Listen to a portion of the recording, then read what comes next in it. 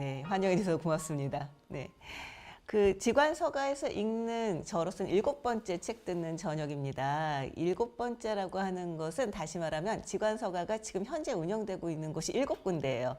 그러니까 제가 현재 와 있는 그러니까 모든 지관서가에 다 와서 책을 읽었다는 얘기고요. 오늘이 그 마지막 날입니다. 그 괴테마을에 있는 젊은 괴테의 집 지관서가를 저는 오늘 처음 왔는데요. 굉장히 좋아요. 제가 그 지관서가들을 다른 곳들도 다 각각의 특색이 있고 되게 좋다고 여기긴 했었는데 이곳 같은 경우는 말 그대로 하나의 작은 마을에 이제 외곽에 위치를 하고 있습니다. 그래서 책을 읽고 차를 마시기에 정말 너무 최적의 공간이 아닐까라는 생각이 드는데요. 네, 그 자리에서 제가 극복을 주제로 책을 읽을 기회를 얻게 되어서 영광이라고 생각을 합니다. 이 극복이라고 하는 그 주제, 이게 그 괴테마을의 지관서가의 그 큰 테마이기도 하다고 하는데요. 이 극복이라고 하는 주제가 사실은 굉장히 많은 생각을 하게 하더라고요. 그 전에는 뭐 명상, 뭐 아름다움 이런 것들을 주제로 해서 책을 골랐었는데 이번에도 책을 고르면서 우리가 극복이라고 하는 것을 굉장히 이제 커다란 단어일 수 있는데 극복은 어떻게 이해해야 될 것인가에 대해서 좀 많이 생각을 해보게 됐어요. 그래서 골라온 책이 4권입니다.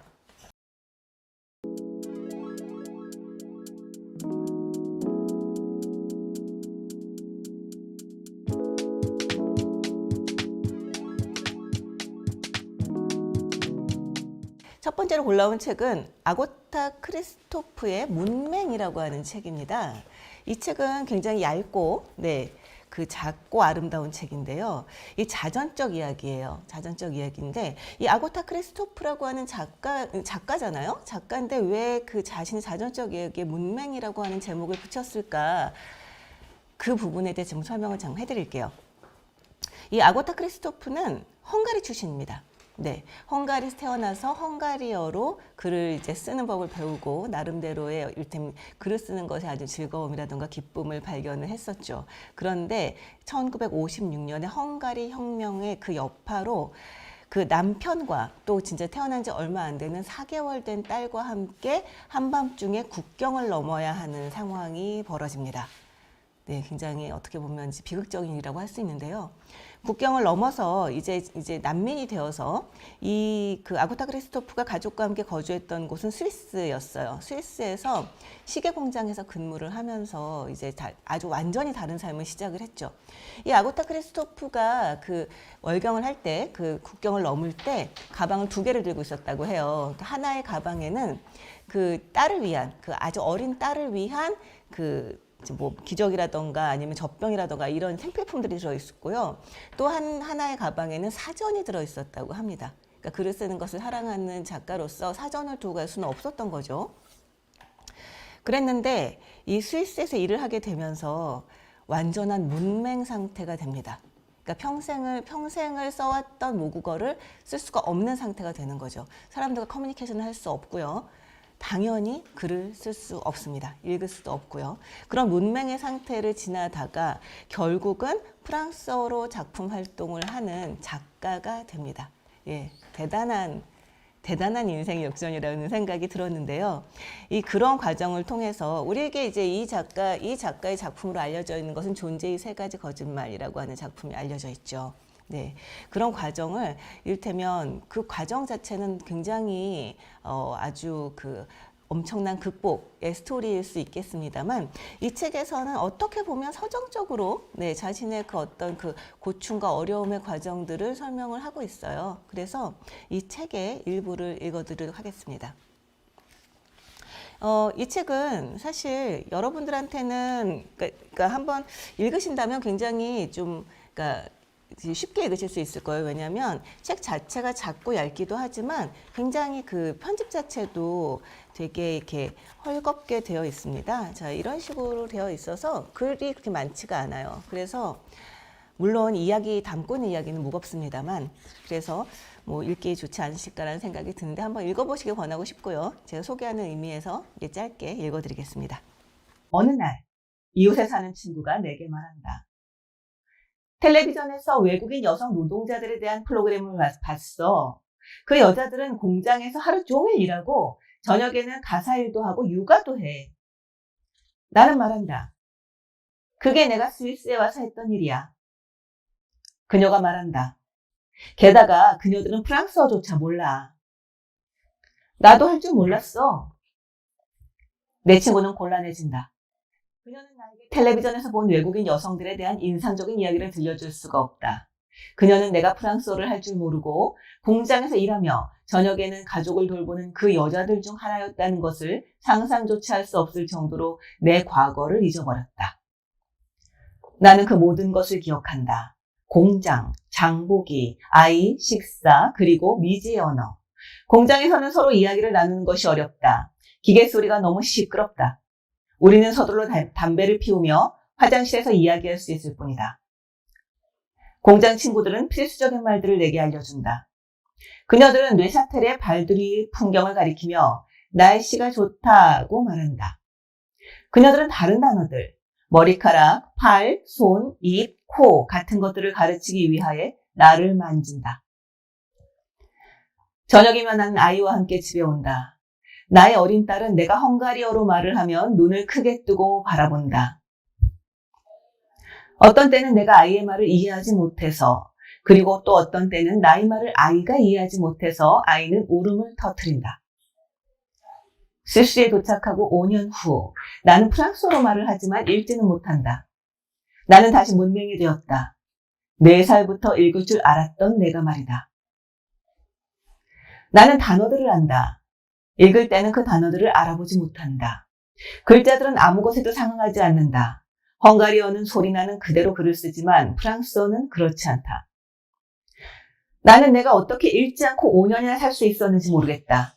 그 당시에는 한 달에 한 번씩 나의 시들을 실어주던 헝가리 문예가 있었고 제네바 도서관에서 우편으로 받곤 했던 헝가리어 책들도 있었는데 대부분 이미 읽은 책들이었지만 상관없었다. 아무것도 안 읽는 것보다는 다시 읽는 편이 나았으니까. 그리고 다행히도 글쓰기가 있었다. 나의 아이는 곧 6살이 될 것이고 학교에 갈 것이다. 나도 시작한다. 학교를 다시 다니기 시작한다. 26살의 나이에 나는 읽는 법을 배우기 위해 뇌샤텔 대학의 여름학기 수업에 등록한다. 외국인 학생들을 위한 프랑스어 수업이다. 여기에는 영국인들, 미국인들, 독일인들, 일본인들, 독일어권, 스위스인들이 있다. 입학시험은 쓰기 시험이다. 나는 하나도 쓸 줄 모르므로 초심자들과 함께 수업을 듣게 된다. 몇 번의 수업 이후 선생님이 내게 말한다.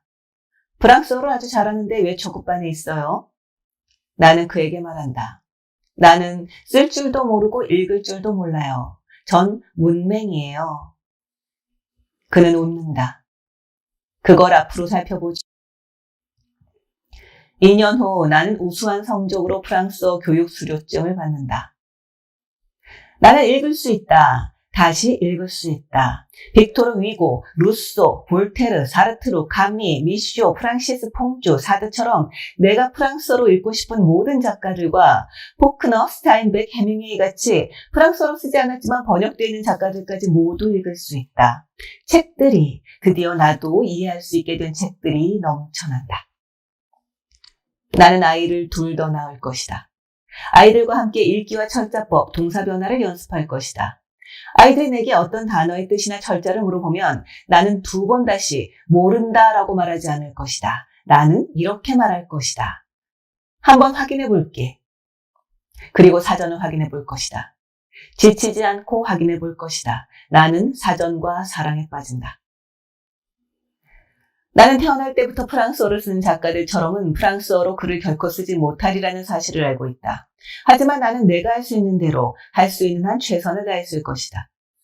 이 언어는 내가 선택한 것이 아니다. 운명에 의해, 우연에 의해, 상황에 의해 나에게 주어진 언어다. 프랑스어로 쓰는 것, 그것은 나에게 강제된 일이다. 이것은 하나의 도전이다. 한 문맹의 도전. 네. 어떠셨나요? 들어보시니까. 이를테면 우리 같은 경우도 전쟁을 거쳐온 그런 이제 민족이잖아요. 전쟁에 대해 기억을 하고 있는 사람들이 아직까지 생존해 있는 그런 나라이기도 한데요. 그런 어떤 그 국가의 운명, 국가의 운명 속에서 한 사람이 자기의 터전을 잃고 자기의 언어를 잃고 결국은 아주 낯선 언어로 글을 쓴다는 것이 굉장히 비극처럼 느껴지지만 그런 사람이 결국은 작가가 된다는 것은 어떤 한 인간의 어떤 가능성을 보여주는 그런 에피소드가 아닐까 하는 생각도 드는데요. 근데 사실 극복이라는 것이 그렇게 크기만 한 걸까라는 생각을 저는 또 하게 돼요. 뭐 극복이 정말 말 그대로 대단히 운명적으로 뭐 하여튼 자기에게 있는 한계들을 이제 좀 떨쳐내고 그리고 대단히 위대한 어떤 성과를 내는 것 그것만을 극복이라고 한다면 그렇다면 우리가 무언가를 극복할 일은 영원히 없을 수 있잖아요. 그러니까 뭐 이를테면 방향성이라던가 아니면 방법이라던가 아니면 정도라던가 하여튼 굉장히 그런 게 다양한 것이 또 극복의 또 이면이 아닐까라는 생각을 하게 됩니다. 아, 굉장히 저를 빼놓고 굉장히 재미있는 그 잡담들을 하고 계시네요. 저도 여기 끼어 있고 싶은 생각이 좀 드는데, 네. 네. 문맹, 이방인은 의지와 용기가 필요한 것 같습니다. 라는 말씀을 또 해주셨네요. 그렇습니다. 자, 제가 두 번째 준비한 책은 프리다, 스타일 아이콘이라고 하는 책입니다.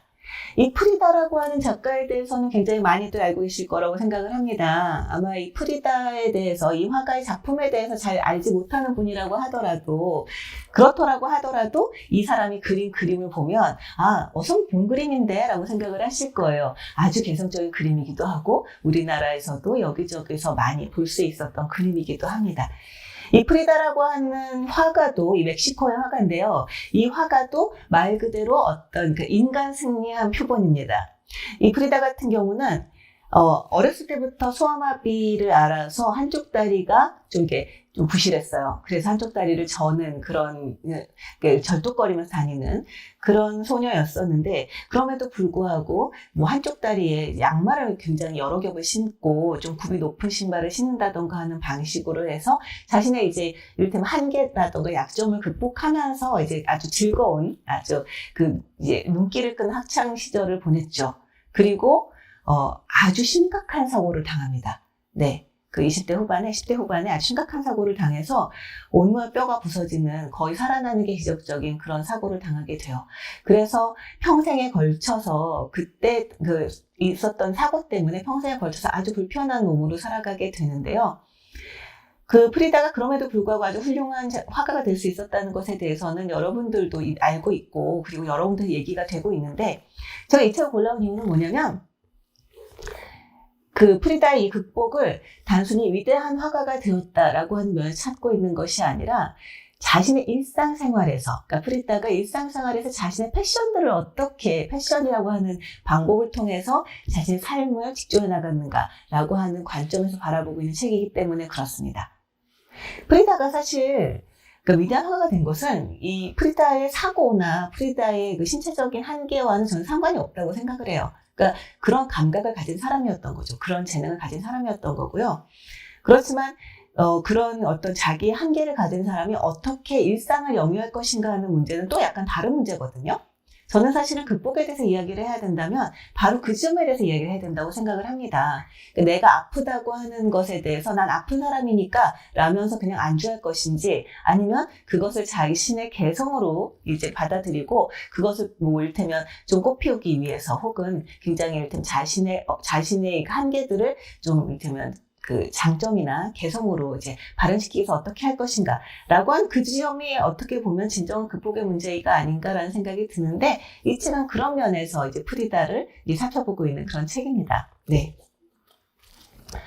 방성현 님이 프리다 칼로 너무 좋아하는데 책도 궁금하네요 라고 말씀을 하셨네요. 네. 이 책은 사실은 일러스트가 되게 중심이 되는 책이라서 글 자체는 어떻게 보면 그렇게 많지는 않을 수도 있어요. 그렇지만 여러분들이 재밌어 할 만한 구절들을 찾아서 읽어드리도록 하겠습니다. 일단 서문을 먼저 읽어드릴게요. 서문을 쓴 것은 여기 찰리 콜린스라고 하는 저자죠.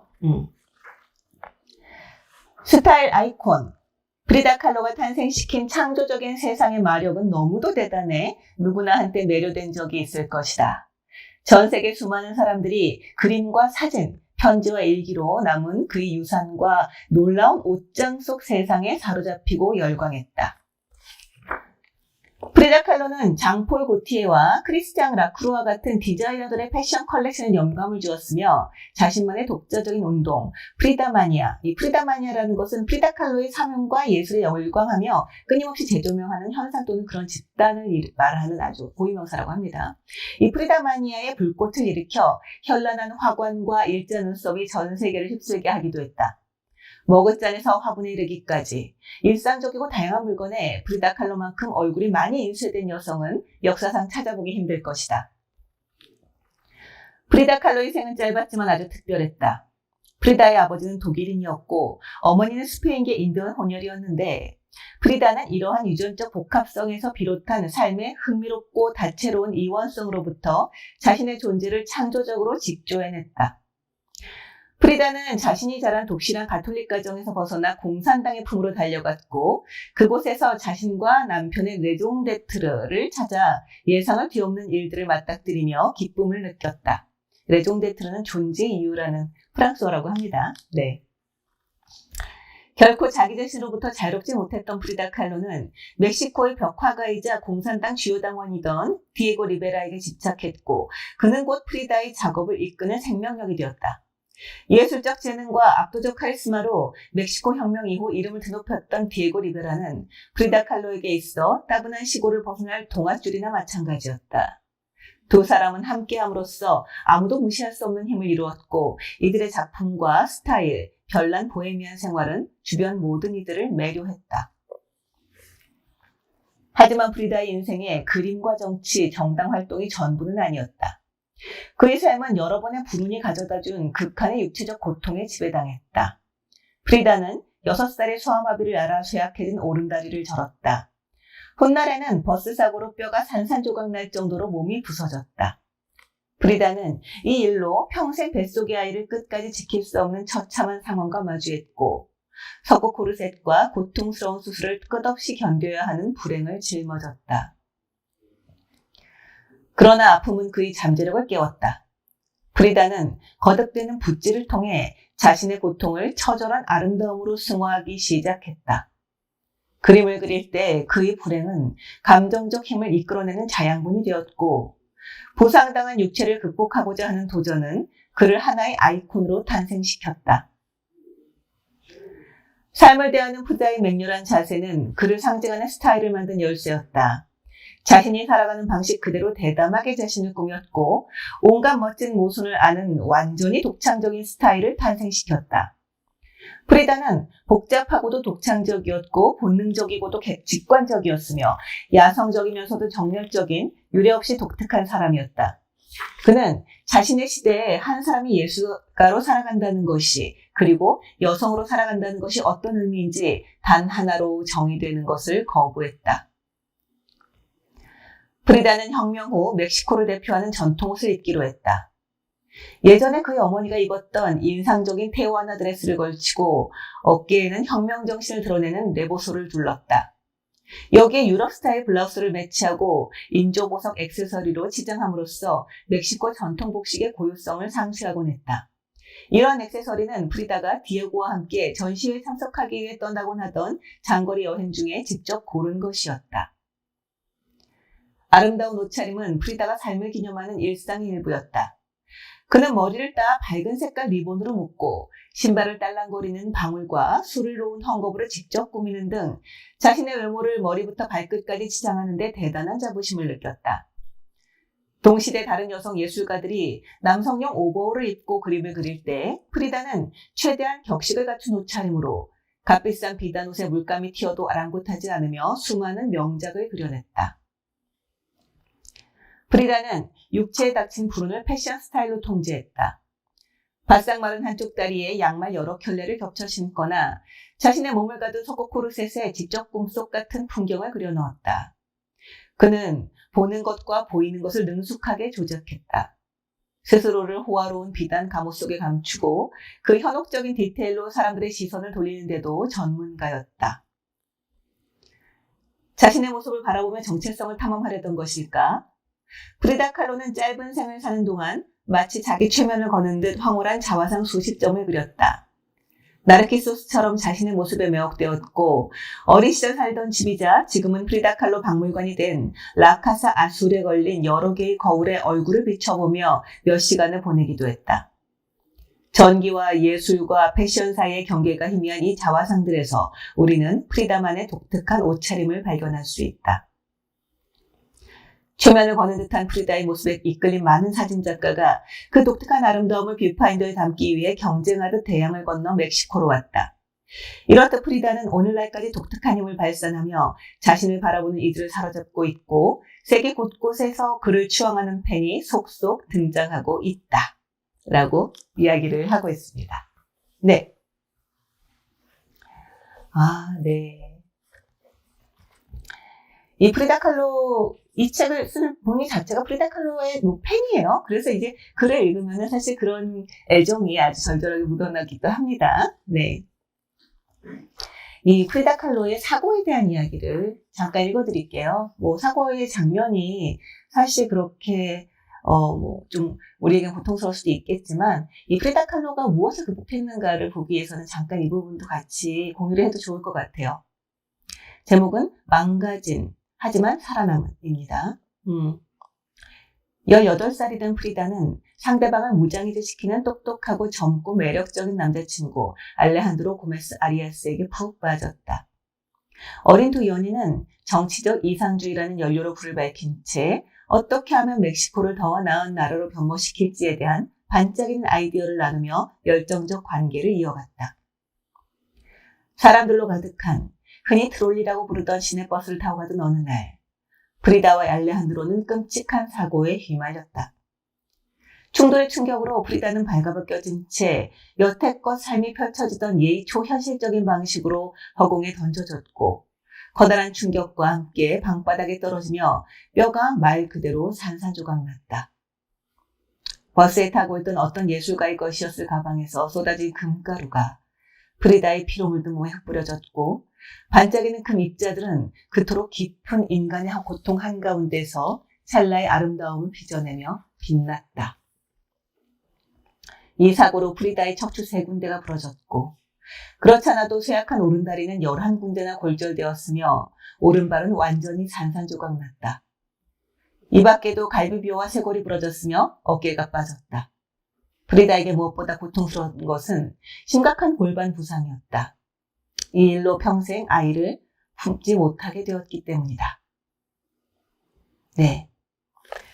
이 사고 이후 프리다는 그림을 그린다는 것을 본격적으로 하게 되기도 합니다. 그러니까 그 얘기가 있죠. 그 프리다 어머니는 프리다 계속 침대에서만 누워 있어야 하기 때문에 프리다가 보이는, 그러니까 요즘 천정이죠. 거울을 달아줬다고 해요. 그래서 프리다는 자신의 모습을 보면서 이제 그 오랜 시간을 보내게 되는데요. 그래서 그런지 자화상이 많죠.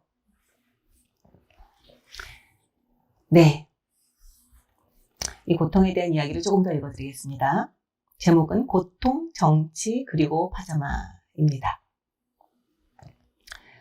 머리부터 발끝까지 보는 이들을 황홀하게 만드는 예술과도 같은 겉모습 뒤에는 육체와 감정의 처절한 고통에 맞서려 기를 쓰는 외로운 여자가 있었다. 여러 번의 유산과 임신 중절로 고통받은 후에야 프리다는 자신이 다리 찰 때까지 아이를 품지 못한다는 사실을 받아들일 수 있었다. 임신은 할 수 있어도 그 아이를 절대 낳지 못한다는 사실을 깨달은 프리다는 죽을 듯한 고통을 경험했다. 프리다의 몸은 버스 사고에서 입은 부상의 통증으로 파괴되었다. 그 사실은 매해 영양장애성 궤형과 빈혈, 심지어 심장질환에 이르기까지 새롭고 끔찍한 질병의 모습으로 나타났다. 1941년에 사랑하는 아버지를 잃은 프리다는 깊은 우울의 늪에 빠졌다. 그 후 1946년에는 여러 번에 걸친 고통스러운 뼈 이식 수술을 견뎌야 했고 8달이라는 긴 시간 동안 강철 코르셋을 착용해야 했다. 프리다는 차가운 얼음 소나기에 갇힌 채 자신의 영혼과 정신을 온전히 유지하기 위해 처절하게 분투했다. 이 모든 고통에도 프리다는 삶을 사랑했다. 그는 언제나 남편 디에고와 자신의 가족에게, 두루 사귄 친구들에게, 화가 조지 오키프부터 엔터테이너 조세픈 베이커, 공산혁명가 레온 트로츠키와 조각가 노구치 이사무에 이르는 많은 동성과 이성 연인들에게 마음을 활짝 열어주었다. 1947년 라카사 아술 안뜰에서 찍은 사진에서 프리다는 상의와 하의가 한 벌인 중국 파자마를 입고 도전적으로 담배를 피우고 있다. 수술 후 건강을 회복하던 때의 모습으로 그 어떤 끔찍한 고통에도 꺾이지 않는 정신을 온몸으로 보여준다. 의자에 앉은 채 머리카락은 느슨하게 풀어놓았고 앞으로 내민 건강하고 예쁜 왼쪽 다리에는 가죽 웨스턴 부츠를 신었다. 파자마는 전통적으로 잠과 질병, 회복을 의미하는 옷인데도 프리다가 입으니 어쩐 일인지 반항적이고 세련되며 시대를 앞서가는 느낌을 준다. 틀림없이 어딘가를 여행하던 중에 고른 파자마일 것이다. 몸이 약했던 시기, 그는 생애 가장 절망적이었던 날들에 파자마를 입음으로써 힘을 얻고 결의를 다졌는지도 모른다. 프리다는 패션을 통해 자신의 정신을 단련하고 생을 기린 것이다. 라고 이야기를 하고 있습니다. 배주홍 님이 프리다, 그녀의 삶에 옷은 어떠한 의미가 있는지 궁금하네요. 라고 이야기를 하셨습니다. 아, 정말, 뭐랄까. 저는 이 책을 읽으면서 그런 생각을 했어요. 이 프리다를 한 권의 책처럼 읽을 수도 있었겠구나. 그 프리다가 어떤 옷을 골라서 입는가. 그것에 어떤 일등 스토리가 있는가라고 하는 것을 우리가 이해를 한다면 프리다가 자신을 표현하기 위해서 패션을 어떤 방식으로 사용했는지를 알 수 있을 것이고 그렇다면 언어로 쓰여 있지 않아도 그의 패션은 사실은 그를 읽을 수 있는 그러니까 이를테면 패션이라고 하는 언어가 되는 것이 아닐까 그러니까 이런 생각을 했는데요. 저한테 그런 친구가 있다면 한편으로는 좋았을 것 같고요. 이를테면 요즘 무슨 생각을 하는지 알겠다. 약간 이런 거잖아요. 또 한편으로는 그걸 계속 눈치채야 하는 건 좀 괴로운 일일 수도 있겠다라는 생각도 좀 들었습니다. 어쨌든 네. 그 프리다는 그 디에고 리베라라고 하는 남자를 굉장히 사랑했고 그리고 이제 결혼을 해서 함께 굉장히 많은 것을 이루었지만 결국은 이혼을 하게 되는데요. 굉장히 많은 고통을 주었죠. 이 리베라도 프리다를 사랑했다고 하지만, 그렇지만 너무나 선천적인 바람둥이였기 때문에 결국은 이혼을 할 수밖에 없었는데요. 네, 그 부분을 좀 읽어드리겠습니다. 1934년 디에고는 프리다가 가장 사랑하던 동생 크리스티나와 불륜을 저질러 프리다에게 가장 잔인한 충격을 안겼다. 디에고가 침대에 끌어들일 작정으로 모델이 되어달라며 한 여자를 초대했다는 사실 또한 프리다는 눈치챘다. 이 무렵 프리다는 사진작가 니콜라스 무레이를 만났지만 사실 그 무엇도 디에고의 무분별한 행동으로 인한 충격과 고통을 덜어주지는 못했다. 프리다와 디에고는 1939년 10월에 합의 이혼을 했다. 프리다는 생의 모든 고통을 겪을 때마다 그러했듯이 몸과 마음의 극심한 고통을 그림으로 그려냄으로써 스스로를 예전보다 강하고 담대하며 독립적인 여성으로 일으켜 세웠다. 그의 생애에서 그토록 혼란스러웠던 이 시기는 창조의 탄약이 되었다. 프리다는 디에고가 사랑했던 3단 같은 짙은 머리카락을 짧게 자름으로써 외모에 큰 변화를 주었다. 반항적인 10대 시절에 그랬던 것처럼 페우아나 드레스를 옷장 깊숙이 집어넣고 남성 양복을 꺼내 입음으로써 자유를 찾았다. 프리다는 이 무렵 자신의 모습을 짧은 머리의 자화상으로 남겼다.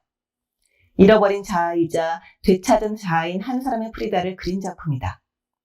마룻바닥에 온통 흙 뿌려진 잘린 검은 머리카락은 난도질당한 예전의 프리다다. 이 프리다는 몸에 비해 너무 큰 양복을 입고 관람객에게 단호한 시선을 던진다. 라고 이야기를 합니다. 네.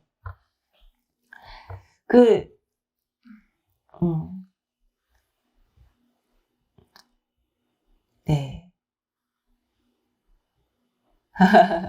네. 여기 질의응답을 서로 묻고 답하고 계셔서 너무 좋습니다. 네. 고맙습니다. 네, 고맙습니다. 네.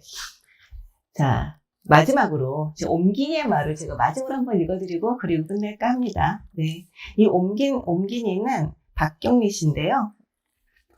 이분께서 자신의 이 책을 번역하는 동안에 계속 아팠다라는 이야기를 하면서, 네, 이런 이야기를 하고 있습니다. 번역을 하는 동안 몸 여기저기가 아팠다. 오랜 시간 앉아 있으려니 허리가 끊어지고 골반이 틀어질 듯했고 통증으로 손가락 마디의 존재를 시시각각 느꼈으며 종일 모니터를 응시하는 탓에 안구가 자갈처럼 안와에서 덜그럭거렸다. 특별히 병을 앓는 것도 아니고 어딘가 다친 것도 아니었다. 일을 하면서 불편하고 일상생활을 하면서 신경 쓰이는 딱 그 정도였다. 그런데도 몸 여기저기 통증은 나를 지치게 했다. 수시로 불안했고 때때로 우울해졌다. 고작 그 정도로. 프리다 칼로라는 화가를 알게 된 계기는 부서진 기둥이라는 작품이었다. 늪인지 사막인지 모를 어두운 벌판, 벌거벗은 상반신, 죄어있는 몸 여기저기 박힌 크고 작은 못들, 점점이 흩뿌려진 눈물, 척추가 있어야 할 자리에 세워진 금세라도 무너질 듯한 기둥 하나. 처음 그 그림을 마주한 단 몇 초의 찰나, 기둥이 소총으로 보였다. 몸에 내장되어 언제든 마음만 먹으면 방아쇠를 당길 수 있는 총 한 자루. 턱 아래를 겨누어 뇌를 뚫고 두개골을 관통할 절대로 실패할 일 없이 언제든 죽음과 손잡게 해줄 장치. 그것은 착각 혹은 착시 혹은 무의식이었을까? 어떤 거장의 눈에는 초현실주의였겠지만 프리다가 말했듯 그 그림은 초현실주의가 아니라 가장 솔직한 현실이었을 것이다. 그리고 또 하나의 가장 솔직한 현실이 프리다 사후에 발견되었다. 라카스 아술의 욕실을 비롯한 프리다의 개인 공간이 공개된 것이다. 남편 디에고 리베라의 결정으로 뒤이어 유언 집행인 역할을 맡았던 한 사람의 알 수 없는 마음으로 약속했던 15년이 50년이 된 후에야 사람들의 눈으로부터 숨겨졌던 하나의 세상의 모습을 드러냈다. 그 오랜 세월 잠들어 있던 옷, 액세서리, 화장품, 사진, 편지들은 놀라울 정도로 보존 상태가 좋았다고 한다. 멈추었던 시계바늘이 다시 움직인 순간 기록관리사들은 그곳에서 어떤 존재감을 느꼈다고 입을 모아 전한다. 프리다의 의복들이 밤이면 유독 무겁게 느껴지곤 했다가 해가 뜨면 다시 가벼워졌다는 것이다. 애정을 품고 오래 곁에 둔 물건에 영혼이 깃든다는 이야기가 새삼 떠오른다. 그렇다면 피카소에게 선물 받았지만 미처 발견되지 못한 손모양 귀걸이 한 짝도 어쩌면 이전 주인이 누구인지 전혀 짐작하지 못한 어떤 이의 귀에서 언젠가의 행복감과 충만감으로 반짝거리고 있을지도 모르겠다. 어떤 이가 프리다가 사랑했던 레블론 화장품을 바르고 겔랑의 살리마르 향수를 뿌릴 수도 있다고 생각하면, 오이필과 레스플란도르를 입었을 수도 있다고 생각하면 정말로 근사하지 않은가. 패션은 아무나 다가설 수 없는 낯설고 화려한 세계처럼 느껴진다. 인간 생활의 세 가지 기본 요소라는 의식주의 그 의의와는 동떨어진 세상이라고 말이다. 그러나 어쩌면 패션은 인간의 본성에서 탄생한 것일지도 모르겠다. 약점을 감추고 보다 강해 보이고자 하는, 살아남고 살아가고자 하는 모든 동물의 본능 말이다. 어린 프리다 칼로가 잔인한 아이들의 놀림에서 자신을 지켜내기 위해 여윈 오른다리 위로 양말을 여러 장 겹쳐 신었던 것처럼, 코르셋을 숨기려고 품이 큰 우이피를 입으면서도 그 코르셋에 붉은 낫과 망치를 그려넣었던 것처럼, 혼혈이라는 혼합성과 두 사람의 프리다에서 비롯한 이중성을 탐하며 의식적으로 옷과 액세서리를 걸쳤던 것처럼, 짙은 일자 눈썹을 그린 한편 분홍색 블러셔를 발라 열정적인 투사인 동시에 정열적인 여자이고자 했던 것처럼, 풍성한 머리를 곱게 닦기도 하지만 짧게 잘라 단호한 결의를 표했던 것처럼, 제 기능을 하지 못하는 망가진 발을 아름다운 빨간 신발로 무장했던 것처럼. 도로시의 마법구두와 크리스찬 루브탱의 스틸레토 힐이 그랬듯 프리다 칼로의 붉은 부츠가 그를 영원히 행복한 세상으로 데려다주는 생각을 해본다. 빨간 부츠를 신고 떠난 그 외출이 즐겁기를, 비록 다시는 돌아오지 않더라도 가서 아름다웠더라고 말할 수 있었기를 바라며. 네, 여기까지가 옴기니의 말입니다.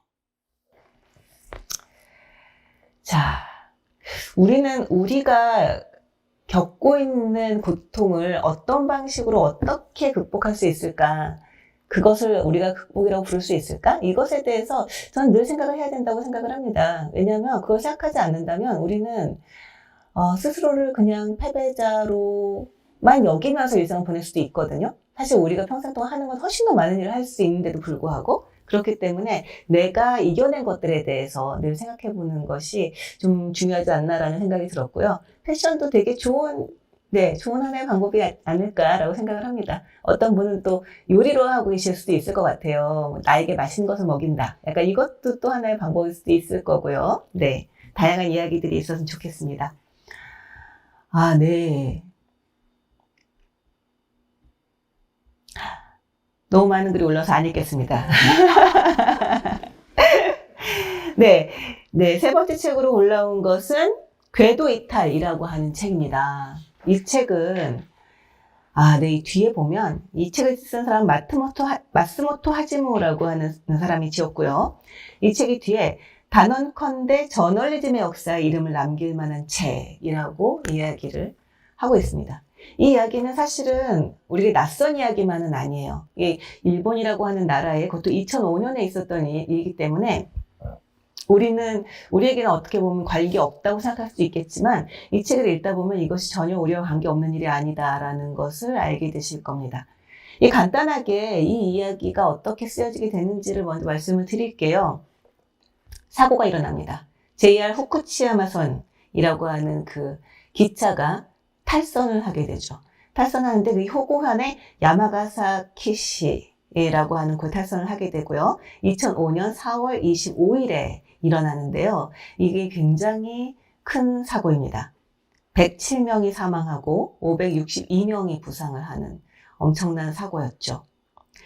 이 책을 쓴 사람은 마스모토 하지모인데 이 마스모토 하지모가 10년 동안 쫓고 있는 사람은 아사노 야사카즈라고 하는 남자입니다.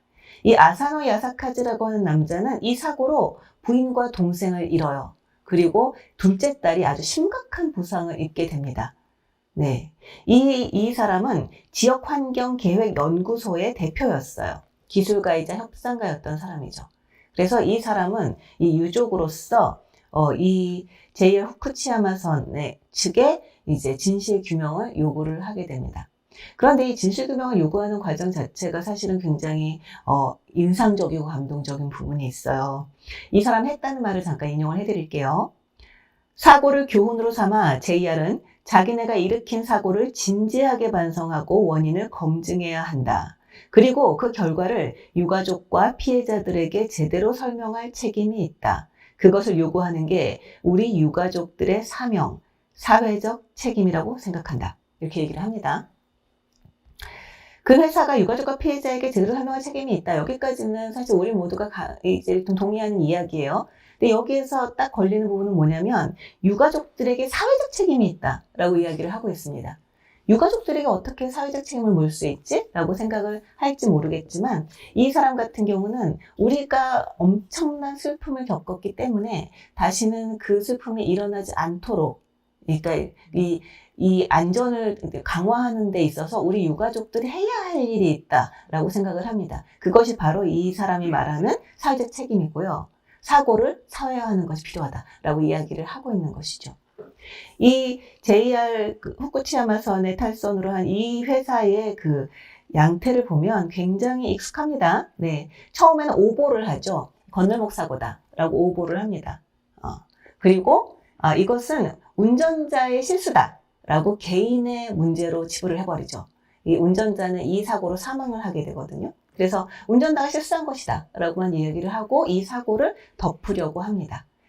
이에 대해서 이 책의 주인공인 아사노 야사카즈는 굉장히 기술자로서 그러니까 자신의 유가족으로서의 감정조차 억누르면서 이것이 더 근본적인 문제가 있을 것이다. 이 근본적 문제를 해결해야 한다라면서 10년에 걸쳐서 이 사고에 대해서 아주 끈질기게 이제 그 회사에 그리고 이 사회에 우리가 어떻게 이런 사고를 다시는 일으키지 않을 수 있는가 그 방법과 대책을 요구를 하게 됩니다. 그것에 대해서 쓴 책이 이렇게 두꺼운 궤도 이탈이라고 하는 책으로 나왔습니다. 이 책은 직접 읽어보시기를 권하고 싶습니다. 그래서 아까 제가 프리다 같은 경우는 많은 부분을 좀 읽어드렸죠. 이 프리다 이 책은 제가 많은 부분 읽어드리긴 했습니다만, 이 책은 저는 소장 가치가 있다고 생각을 해요. 왜냐면, 너무 이렇게 아름다운 그림들이 많거든요. 그래서 오히려 저는 이제 많이 읽어드리고, 이것을 읽으면서 어떤 그림들을 보면서, 그림을 보면서 읽으면 또 다른 분위기일 수 있겠다라는 생각을 하면서 읽어드렸는데요. 이 책은 제가 그냥 에필로그만 읽어드릴게요. 이 과정 자체가 사실은 한 줄이나 두 줄로 요약할 수 있는 그런 이야기들은 아니에요. 그래서 에필로그만 읽어드리고 이 책에 대해서는 직접 읽어보시는 것을 권하고 싶습니다. 선명한 노란색과 주황색 열매들이 큼지막히 겨울 햇살에 반짝이고 있다.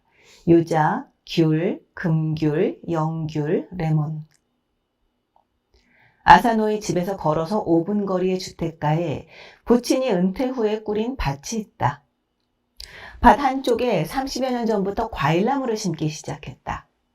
아사노 부부와 동생들이 함께 비료를 주고 가지치기와 수확 등을 하며 돌봤다. 두 그루의 레몬나무는 아사노와 요코가 묘목을 사서 함께 심었다. 이 요코가 사고로 죽은 부인입니다. 그게 고베 대지진 이후 몇 년 뒤였으니까 20년 가까이 되나? 오랫동안 꽃도 열매도 도통 구경 못했는데 아내가 죽고 나서 그 대신이라도 되는 양 이렇게 열매가 많이 열렸어. 아마 지금이 한창 때일 거야. 상큼한 향기가 나는 테니스공 크기의 레몬을 따면서 아사노는 중얼거렸다. 머자나 아내가 죽은 지 13년이 된다. 레몬과 밭에서 난 햇 양파, 거기에 바나나, 당근, 샐러리를 넣고 야채 주스를 마시는 게 매일 아침의 일과다. 남은 건 이웃과 사무실 직원들에게 나눠준다. 그래도 남는다. 한때 부부와 세 자녀, 부모와 조모까지 8명이 살던 넓은 집에는 이제 아사노밖에 없다. 사고 당시에 함께 살던 맏아들은 일 때문에 1년 반 뒤에 집을 나갔다. 3년이 지나고 부친은 92세의 나이로 세상을 떠났다. 중상을 입고 6개월 가까이 입원해 있던 둘째 딸 라호는 퇴원 후에 혼자 살기 시작했다. 재활을 계속하면서 후유증을 극복하고 자립하기 위해서 열심히 노력하고 있다. 큰딸인 미치가 그녀를 돌보고 있다. 내가 이래라 저래라 참견할 수가 있나. 물론 걱정은 되지만 할 말이 없어. 무슨 말을 하면 좋을지 모르겠어. 우리 가족은 그 사고 때문에 각자 깊은 상처를 입었어. 서로를 위해서 사고 얘기도 안 했어. 아니, 못했어. 짊어진 짐을 어떻게 바라보고 인생을 열어갈지는 각자 스스로 생각하는 수밖에 없지. 집안의 기둥이었던 요코를 잃고 가족들은 뿔뿔이 흩어졌다. JR 간부에게 말한 적이 있다. 당신들은 우리 가족을 이어주던 정신적인 끈까지 끊어버렸어. 완전히 무너뜨린 거야. 그거 알아? 사고 검증 때는 아내 생각이나 원망은 일단 내려놓겠다고 말했지만 완전히 사라진 것은 아니다. 사고로부터 5년이 지나고 그가 어느 잡지에 기고한 글에는 이렇게 쓰여 있다. 지금은 공기가 없는 집에 사는 것 같은 나날이 계속된다. 가족 중 누가 있고 없고에 따라서 전혀 다른 공간처럼 느껴진다. 그저 매일 아침 반려견과 함께 출근하고 밤에 내 방에서 푹 자는 모습에 문득 아내의 환영을 겹쳐보고 싶어진다. 엄격한 태도로 JR에 맞서면서도 집에 돌아오면 문득 아내의 환영을 보는 일이 몇 번이나 있었다. 봄날의 정원에서, 귀여워하던 반려견의 산책길에 있던 골목길 모퉁이에서, 연못 수면이나 나무 그늘에서 아내는 아무 말 없이 아무 움직임 없이 아사노를 바라보며 서 있었다. 꽃이 보고 싶은가 싶어서 가을에 펜지를 심었다. 겨울에는 영정 앞에 레몬을 공양했다. 그렇게 아내를 잃은 뒤부터 일상을 간신히 살아왔다. 유일하게 위안이 되었던 반려견 쿠키 역시 잡지에 기고한 지 얼마 지나지 않아 세상을 떴다. 공기가 없는 집에 사는 고독, 거기에 병마까지 덮쳐왔다. 시작은 사고가 난 해 여름이었다. 퇴근할 때 가슴 통증으로 병원에 갔더니 협심증이라는 진단을 받았다. 즉시 입원했지만 며칠 뒤에 있을 아내의 100일 법요 때문에 응급 카테터 치료만 받았다. 2달 뒤 새로 입원해서 치료를 받았고 몇 년마다 한 번씩 입원을 거듭했다. 안전 팔로우 회의가 시작된 2012년에는 관상동맥 우회 수술을 받았다. 이듬해에는 뇌경색이 왔다. 집에서 TV를 보다가 갑자기 시야가 좁아지면서 화면의 4분의 1이 안 보이게 됐다. 구급차를 불러 입원했다. 다행히 발견이 빨라서 투약만 했으나 이후 2번이나 구급차로 실려갔다. 오랜 지병도 악화되었다. 걷는 게 힘들 정도로 발이 아팠다. 젊어서부터 있었던 요통의 영역일 것이라는 말을 들었다. 겨울철 추위에는 특히 취약하다. 고베 대지진 무렵부터 당뇨를 앓고 있었는데 아내의 기일이 다가오는 매년 봄에는 혈당치가 오른다. 의사는 아마 정신적 스트레스 때문일 겁니다. 라고 말한다. 2014년 4월 25일의 발언에서 지금까지는 상당히 무리했다 라고 말한 이유는 이러한 건강 문제 때문이었다. 나이가 들면서 노쇠가 시작되고 익숙하지 않은 독거 생활의 피로 탓도 있을 것이다. 그러나 무엇보다 아내를 잃은 충격과 뜻대로 되지 않은 JR과의 힘든 싸움이 정신적 스트레스를 가중시켜 몸이 비명을 지르고 있는 것이라는 자각이 있었다. 그럼에도 불구하고 망설임 없이 앞으로 향해 달려올 수 있었던 것은 역시 정신력이라고 할 수밖에 없다. 부조리 하기 짝이 없는 아내의 죽음을 헛되이 할 수 없다. JR로 하여금 사고의 진상을 말하게 하고 조직 개혁을 하도록 해야 한다. 유가족이 된 자신의 사회적 책임을 다해야 한다. 그런 마음만으로 병마를 견디며 간신히 버텨왔다. 정신적으로나 신체적으로 안정되기 시작한 것은 그가 노력을 쏟은 재언으로 인해 JR의 변화의 기미가 보이면서다. 10년 이상의 세월이 지나 있었다. 당신은 할 만큼 했다 아이가. 내는 인자 됐다마. 혼자 집에 있을 때 그런 아내의 말이 들려오는 것 같았다. 아사노에게는 취미라 할 만한 것이 없었다. 또래 회사원들이 즐겨했던 골프에는 관심이 없었다. 멀리 가지 않고도 할 수 있는 등산이나 낚시도 하지 않았다.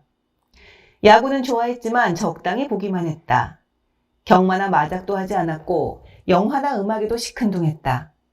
자기 자신을 읽고 무언가에 열중하고 싶은 기분도 들었다.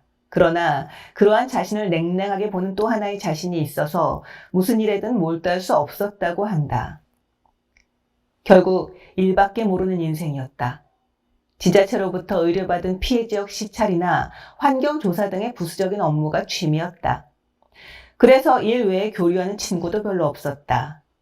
가끔 아내와 떠나는 여행이 소소한 즐거움이었지만 은퇴 후에 계획했던 여행 계획은 이루어질 수 없었다. 취미라고 할 수는 없지만 사고 이후 뜻하지 않게 요리에 눈을 떴다. 그때까지는 전혀 부엌에 서지 않았다. 그러나 해야 했기에 식사 준비를 하다 보니 재료의 조합이나 조리법을 이것저것 궁리하고 새로운 요리를 발견하거나 시도하는 일이 의외로 즐거웠다. 그는 요리는 논리라고 말한다. 요리 정보를 전화나 메일로 주고받는 또래 친구도 있다. 제조업 회사에서 일하던 원자력 기술자였는데 사고 이후 친해졌다고 한다. 나도 언젠가 그 친구와 함께 아사노의 요리를 먹은 적이 있다.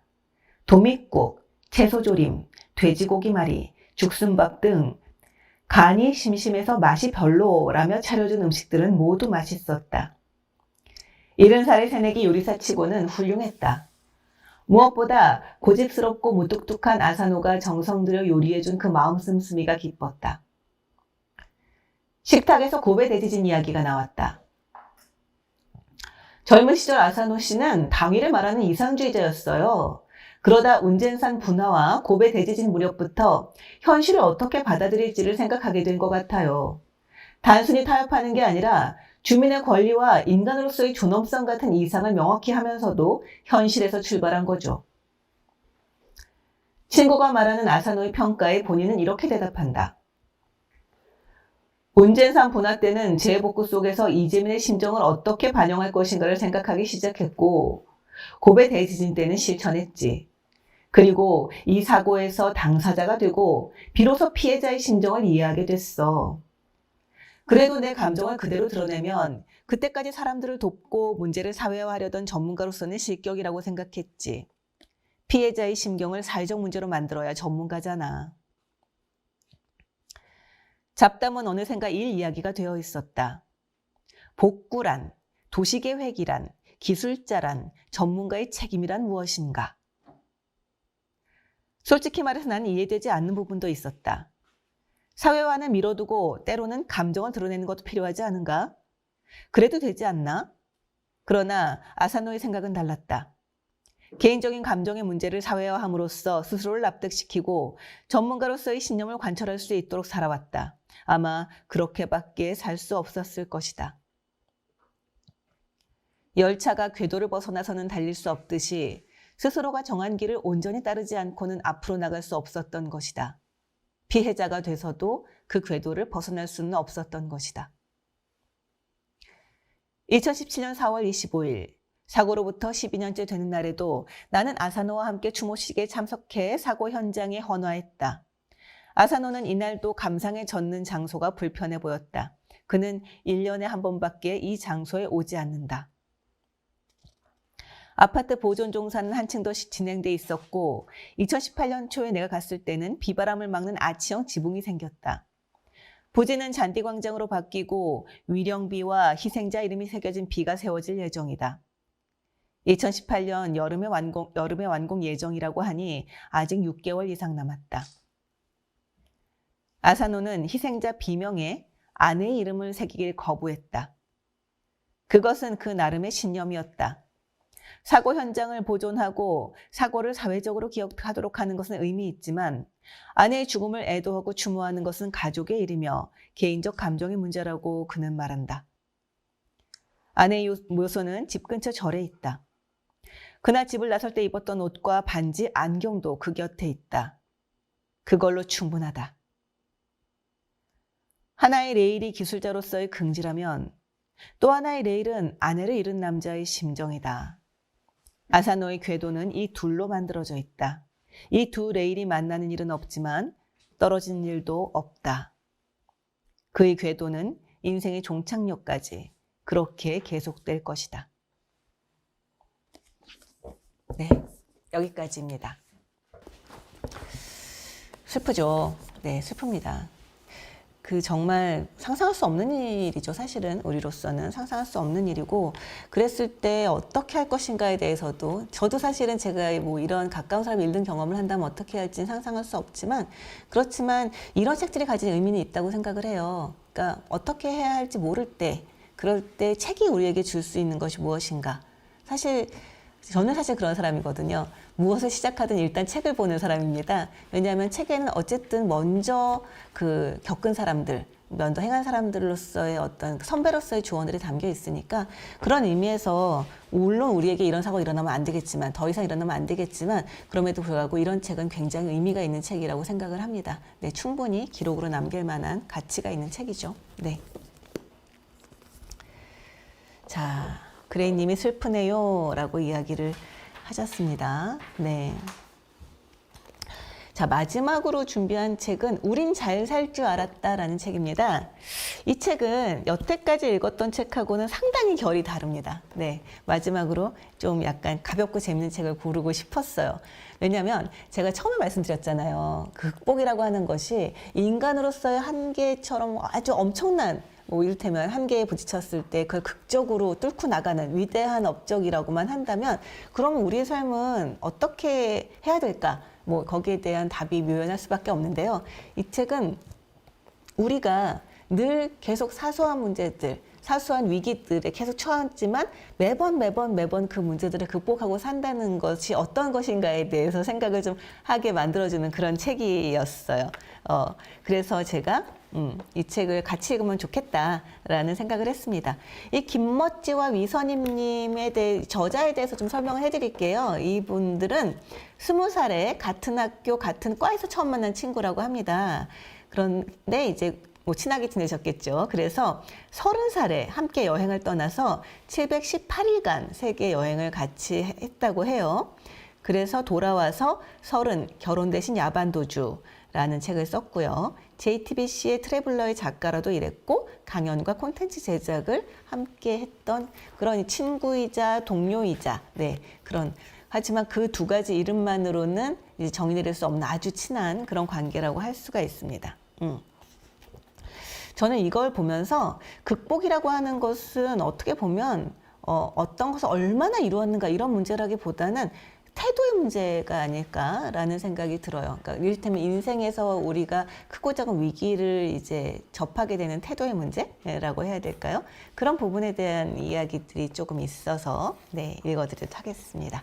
네, 좀 우울하고 무거운 이야기를 읽었다면 이번에는 조금 재밌게 들어주시죠. 이 들어가는 말과 이제 나가는 말 이렇게 읽어드릴게요. 들어가는 말은 위선임 씨가 썼고요. 나오는 말은 김머치 씨가 썼습니다. 들어가는 말, 어쩌다 보니와 어쩔 수 없이.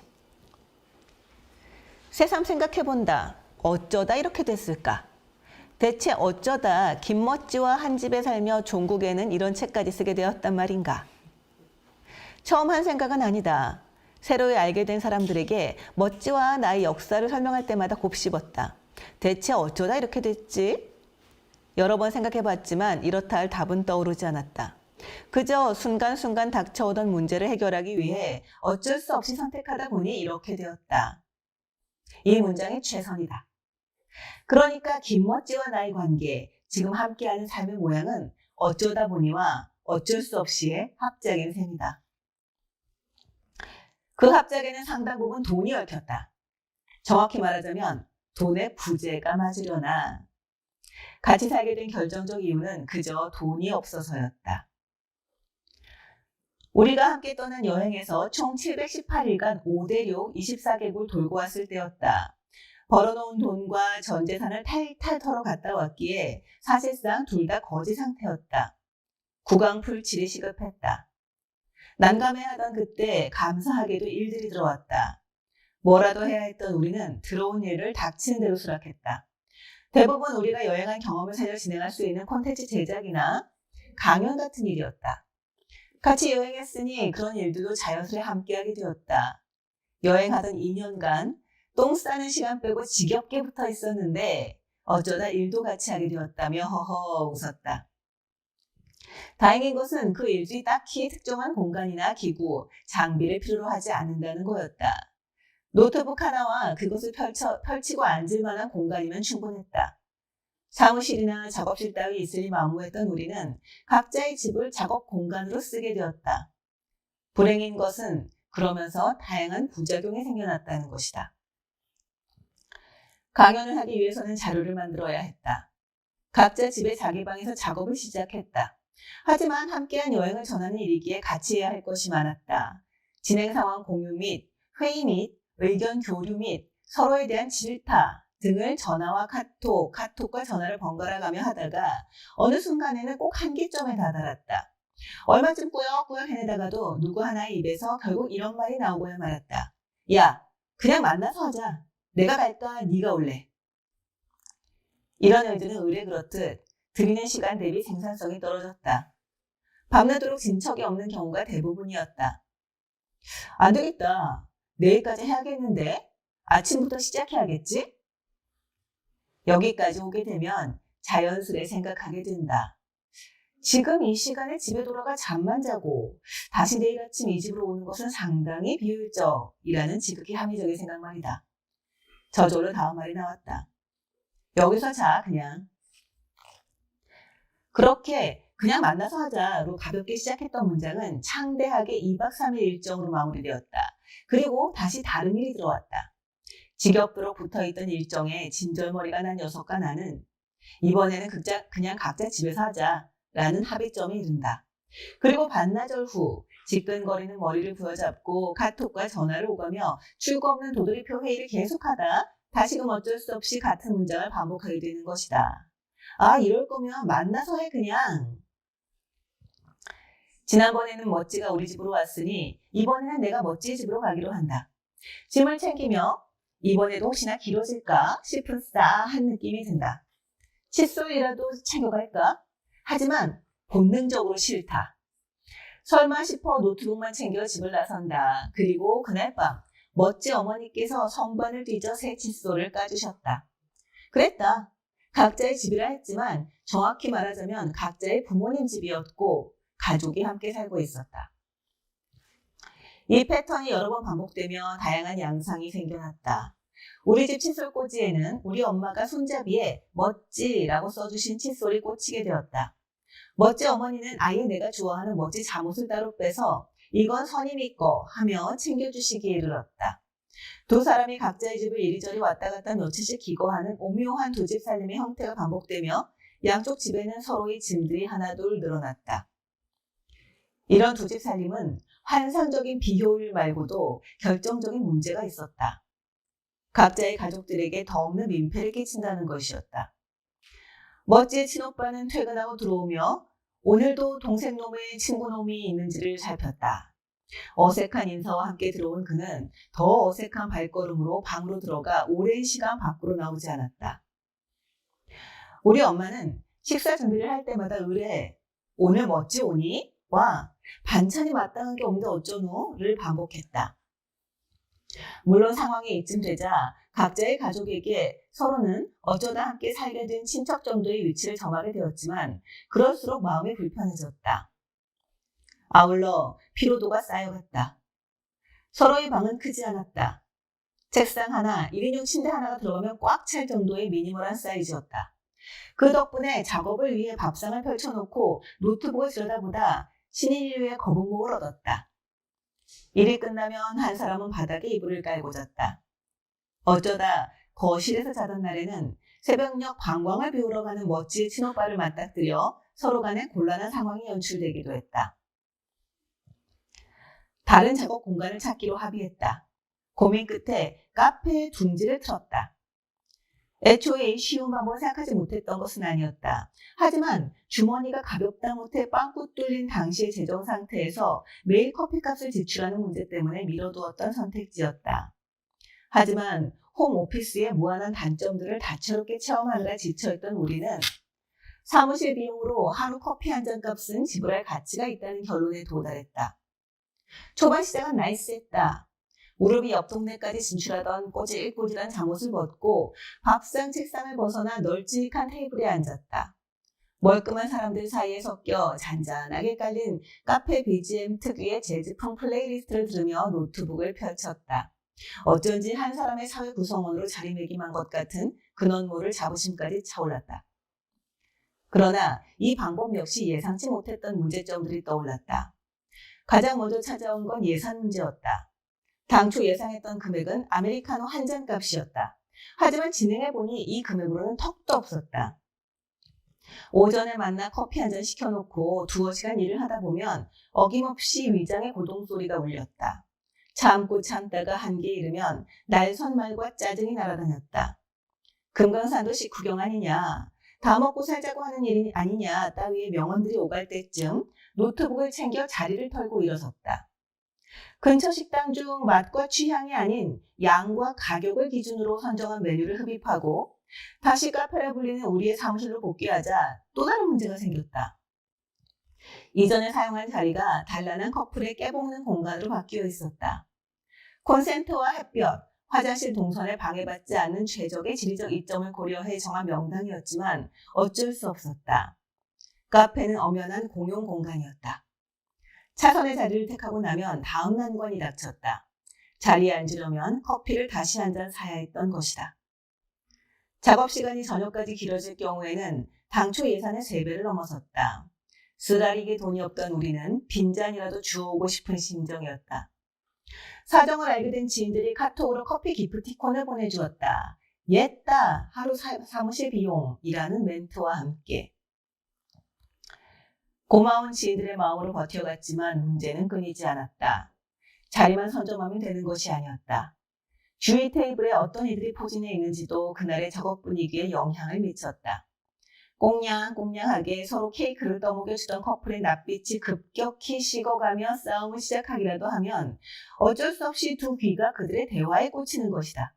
그럴 때면 일하다 말고 김멋지와 둘이 카톡으로 토론회를 열게 된다. 야, 누가 잘못한 것 같냐? 이 남자친구가 너무한 것 같지 않냐?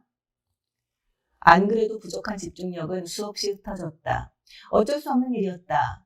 카페는 엄연히 담소를 나누는 공간이었다. 자리를 배정받아 조용히 공부나 작업을 할 수 있는 독서실의 환경을 기대해서는 안 되는 것이었다. 집과는 또 다른 피로도에 지쳐갈 즈음 한 지인이 유용한 정보를 물어다 주었다. 공유 오피스였다. 비싼 금액에 이용할 엄두를 못 내고 있었는데 지인이 소개해준 공간은 시에서 운영하고 있어 무료 이용이 가능했다. 테이블과 콘센트, 와이파이도 있었다. 희망적이었다. 한동안 그곳에서 첫 책인 설은 결혼 대신 야반 도주의 원고를 썼다.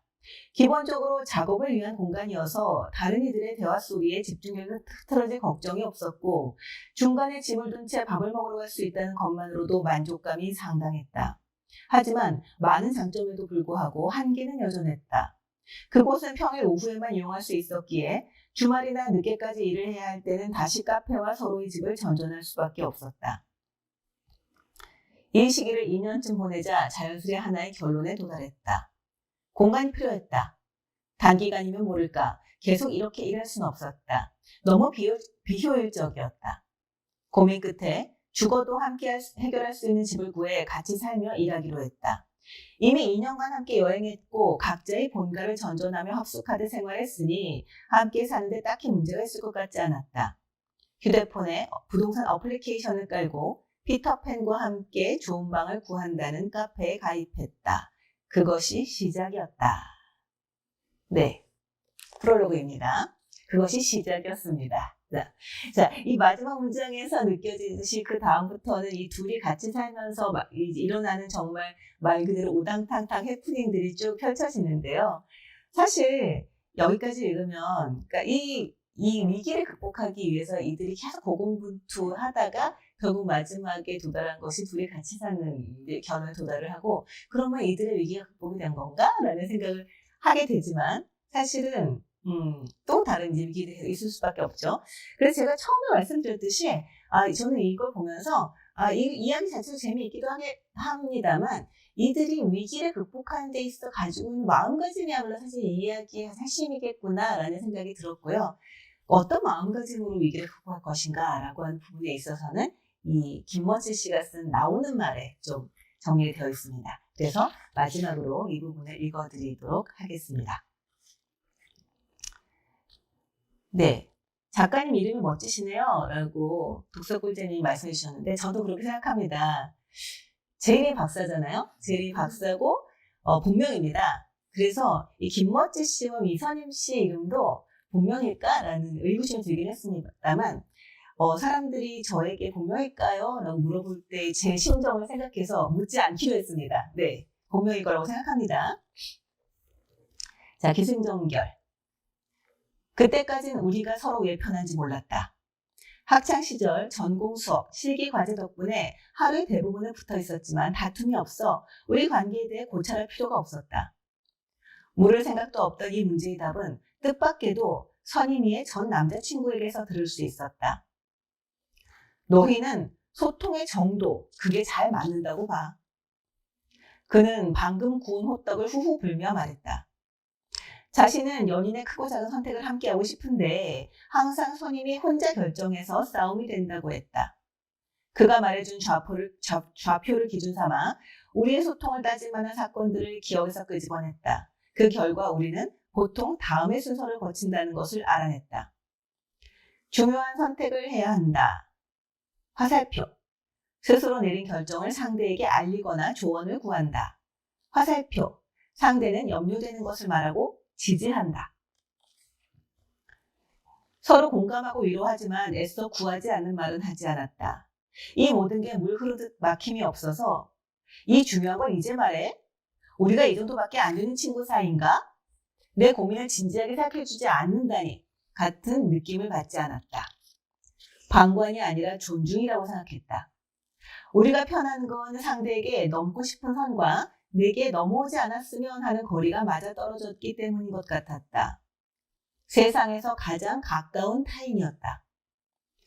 논리 따위 없이 뭐뭐해도 그대로 받아주니 자신을 관찰시키는 데 힘들 필요가 없었다. 비록 성인이 된 지 얼마 안 된 학생이지만 제 생각과 결정을 무조건 믿고 밀어주는 사람이 하나 있으니 어찌나 당당해지던지. 언젠가 선임이 말했다. 돌이켜보면 그 비싼 등록금 주고 대학 다니면서 나랑 안 맞는 전공 배우느라 난리였잖아. 4년 동안 배운 거 다 때려치우고 이제 뭘 해야 할지 감도 안 잡힐 땐 방황하면서 더 힘들었고, 지금의 나는 그 지난했던 과정을 알잖아? 근데 대학 원서를 접수하던 때로 다시 돌아가라면 난 똑같은 선택을 할 것 같아. 아니면 너랑 친구가 될 수 없으니까. 얘는 참 어쩜 그렇게 지독한 선택을. 괴로웠던 시간을 기어코 겪겠다는 그 마음에 놀랐다가 웃음이 났다. 덕분에 어떤 평행 우주에서는 또다시 위선님과 학교 앞 떡볶이집에서 낄낄대고 있을 것 같았다. 그런 우리도 가끔 싸운다. 가치가 서로 다른 것이 부딪힐 때 부싯돌처럼 불꽃이 타닥 튀고 마는 것이다. 30살, 세계 여행을 준비할 때였다. 선임이는 인생에 다시 없을 이 이벤트를 잘 겪고 싶었다. 나보다 먼저 퇴사한 녀석은 세계 여행을 마친 여행 선배님들, 책, 모임 등 정보를 얻기 위한 모든 루트를 하나씩 섭렵했다. 필요한 예방접종이 무엇인지부터 여행을 기록할 카메라는 어떤 걸 사야 할지, 브라와 팬티는 몇 장씩 챙기면 좋을지까지 크고 작은 걸 준비할 때마다 나에게 톡을 던졌다. 그럴 때마다 나는 좋지, 응, 알겠어, 오키 정도의 답장을 보냈고 선임이는 그게 못마땅했다. 결국 매일매일 풍선처럼 부푼 서운함이 퐁 터져버렸다. 녀석은 따로 떠날 생각을 하고 있다고 오래 참아왔던 말을 꺼냈다. 나도 할 말이 없는 건 아니었다. 퇴근하고 시간 되면 우리 집으로 와, 할 말 있어 라는 톡을 받았을 때부터 심상치 않았다. 일이 손에 잡힐 리가. 달려간 선임이 자취방 앞에서 따로 떠나자는 말을 들었을 때 얼마나 놀랐던지. 누군 뭐 안 힘든 줄 아나? 조금이라도 여행 경비를 더 벌기 위해 그만두지 못한 내게 툭 하면 날아오는 여행 정보와 준비물. 아직 시작도 안 한 여행의 투두리스트가 하나씩 쌓이고 만날 사람이 늘었다. 카메라, 그거 뭐 렌즈 달린 휴대폰이 있는데 꼭 사야 하나? 팬티는 서너 장 대충 넣으면 되는 거 아닌가? 물론 도움이 되는 정보였지만 내겐 과했다. 여태껏 아니라는 말 하나 없이 얼마나 장단에 맞춰줬는데. 여행 준비에 신경 쓰지 않았던 건 귀찮아서가 아니라 할 필요가 없다고 생각해서다. 나도 표현을 안 해서 그렇지 힘들었다 이거야. 일촉즉발의 순간 내가 말했다. 미안해. 이제 막 불붙은 싸움에 참을 한 바가지를 뿌린 격이었다. 서운하긴 해도 미안하지 않은 건 아니었다. 어쨌든 나 때문에 하루에 몇 번씩이나 같이 갈까 말까 고민했다는데. 그렇게 싸움은 끝났다. 드라마란 기승전결이 있게 마련이지만 우리의 불꽃은 하이라이트인 전에 닿기 전에 파스스 꺼졌다. 남들이 보기에 영 재미없는 영화처럼 끝난 미지근한 싸움에도 우린 그날 뜨거운 눈물을 훔치며 막걸리를 마시고 웃었다. 얼마 전 늦은 밤 야식으로 피자와 맥주를 먹었다. 피자는 내가 요즘 환장하는 음식이고 맥주는 위선님이 언제나 사랑하는 음료다. 탄산을 잘 못 마시는 나는 선임과 같이 맥주를 마시기 위해 타격감이 적은 흑맥주를 골랐다. 피자를 선호하지 않는 선임이는 나와 피자를 먹기 위해 그나마 잘 먹는 치즈 피자를 골랐다. 길게 늘어난 치즈를 오물오물 씹으며 야식도 습관인데 요즘 잦아지는 것 같으니 정신 차리자고 했다. 먹으면서 먹지 말자는 얘기를 할 거면 애초에 시작을 말아야 했지만 그런 단어음을 갖췄다면 우린 지금보다 나은 사람이 됐을지도 모른다는 시시껄렁한 농담을 했다. 그러다 내 운동에 대한 주제가 나왔다.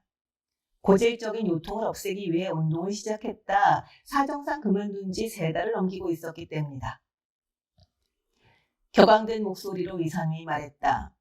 잠깐 쉬고 다시 하겠다고 한 지 몇 달이 지나도록 왜 다시 시작하지 않는 건지, 운동센터에 갈 시간이 없으면 집에서 스트레칭이라도 하지, 내 허리가 아픈 건데 너보다 내가 더 신경 쓰는 것 같다 등등. 나도 물러설 수는 없었다. 요 근래 새로운 프로젝트를 시작하면서 일주일을 월화수 목목목목으로 살며 지쳐 있었다.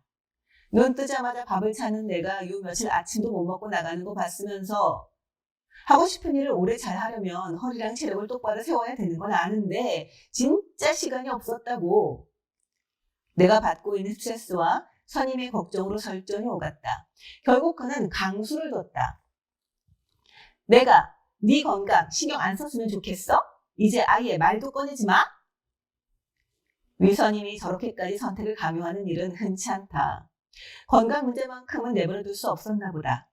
가벼운 마음으로 답할 수 없었다.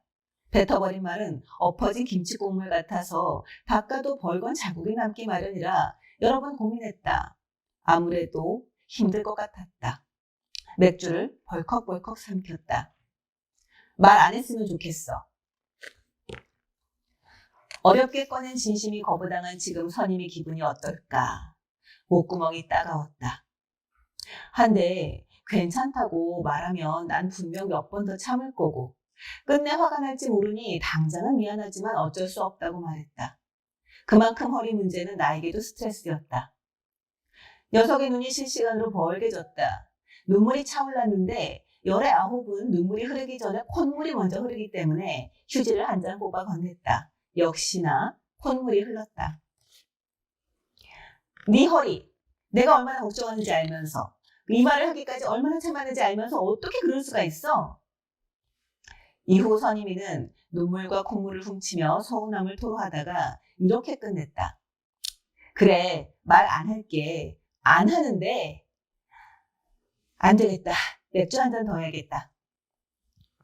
냉장고로 가던 선임이가 멈칫하더니 몸을 돌려 내가 마시던 맥주캔을 양옆으로 흔들어 남은 양을 확인했다. 곧 자신의 라고 맥주와 함께 내 흑맥주를 가져와 탁 소리가 나도록 거칠게 내려놨다. 이거 다른 맥주다. 너 잔에 남은 거 그거 다 먹고 따라 먹어. 맛 섞이니까. 또 찬물 한 바가지. 이렇게 쌀쌀맞게 따뜻하다니. 나 때문에 울고 있으면서 눈을 흘기면서 내 맥주 맛 섞이는 게 뭐라고. 서운한 건 서운한 거고 맥주 맛은 중요하고. 풋하고 웃음이 나왔다. 싸움은 또 맥없이 끝났다. 절정에 달하지 못하는 기승전결이지만 항상 진심으로 다퉜다. 비에 젖은 종이가 우글쭈글해져도 결국 마르면 단단해지듯 우리 사이는 서로의 눈물에 엉겨 젖었다 마르기를 거듭하는 동안 굳건해졌다. 어떤 감정이든 인정해줄 거라는 믿음이 있다. 아무리 화나도 이 관계가 조각날 거라고 의심하지 않는다. 나중에 혹 우리가 다른 집에 살게 되더라도 다른 가족이 생긴다 하더라도 앞으로도 우리 서로가 단단하고 든든할 것이다. 가끔 대단하고 대체로 사소한 일상에 문득 끼어드는 이 감정은 잘 살고 있다는 느낌을 준다. 내가 사는 집에 선임이도 산다. 네, 여기까지입니다. 재밌죠? 네. 유일하게 혼자 계신. 네. 아주 끄덕끄덕 해주셨습니다. 네. 정말 생생하네요. 라고 이야기를 하셨습니다. 허리 아픈 분이 계시는군요. 네. 허리 아픈 분. 네. 알겠습니다. 그 마음 이해합니다. 네. 이 이야기는 사실 어떻게 보면 그냥 너무나 그냥 우리 생활에 있을 법한 얘기잖아요. 누구나 다 이제 친구하고 싸우기도 하고 뭐 어쩌고저쩌고 이런 시간들을 이제 보내기도 하는데요. 그랬을 때 정말 우리가 이 관계가 결국은 상처로 끝나지 않기 위해서 어떻게 할 것인가 라고 했을 때 거기에 이를테면 우리 태도의 비밀이 있다는 생각이 듭니다. 이제 그런 여러 가지 위기들, 여러 가지 문제들에도 뭘 테면 그럼에도 불구하고 지켜야 할 것이 있다면 그것을 어떻게 지킬 것인가 라고 하는 부분에 있어서 좀 재미있는 힌트를 주는 책이 아닌가 해서 마지막으로 골라왔습니다. 이 네 권의 책이, 제가 오늘 가져온 네 권의 책이 다 어떻게 보면 위기를 극복하는 나름대로의 방식을 보여주고 있다라는 생각을 하게 돼요. 이 문맨 같은 경우는 자신의 노력으로 자신의 한계를 극복하는 이야기인 거고, 이 프리다 같은 경우는 자신의 이 또한 자신의 한계인데, 이것을 일상 속에서 자신의 생활들, 자기의 패션이라든가 의식주라고 하는 문제들을 다루는 방식으로 이제 문제를 해결하는 방식이라고 한다면, 이제 궤도이타 같은 경우는 말 그대로 사회적으로 자신이 해야 될 역할들을 이제 해내면서 실제로 공헌을 하면서 이 위기를 극복한 이야기인 거고, 이 이제 우린 잘 살 줄 알았다. 이거 같은 경우는 아주 개인적인 이런 아주 뭐 빈번하게 일어나는 그런 위기들 속에서 우리가 어떠한 태도로 대할 것인가, 우리 인간관계들 속에서 관계를 어떻게 풀어나갈 것인가라고 하는 부분과 좀 밀접한 관련이 있는 이야기가 아닐까라는 생각이 들어서 가지고 왔고요. 그러면서 저는 오늘도 균형을 잘 잡았다라는 생각을 마지막으로 하게 됩니다. 네. 제가 가져온 책은 이 정도고요. 제가 약속된 시간에 2분을 더 지나갔네요. 네. 어떠셨나요? 다들 재밌게 읽으셨나요? 네. 이 책들이 다 나름대로의 개성들을 가지고 있는 책이니까 취향에 맞는 것을 한번 골라서 읽어보세요. 제가 읽어드린 부분들만이 아니라고 하더라도 아주 읽으면 재밌어 할 만한, 혹은 흥미로워 할 만한 이야기들이 많이 있을 겁니다. 오늘 제 얘기는 이 정도로 끝낼까 하는데, 혹시라도 채팅으로 뭐 질문이라던가 하고 싶은 말씀 있으신 거 해주시면 한 1분 정도만 기다렸다가 소개를 해주시거나 해드리거나 아니면 답을 드리고 끝내도록 하겠습니다. 너무 좋은 시간이었어요 라고 하셨습니다. 제가 기다렸던 말이 나왔으니까 이제 끝내도록 할까요? 네, 저도 좋은 시간이었습니다. 네, 여러분들 덕분에 저도 굉장히 책을 고르면서도 즐거웠고 읽어드리면서도 즐거웠습니다. 다음 기회에 또 뵙도록 하겠습니다. 고맙습니다.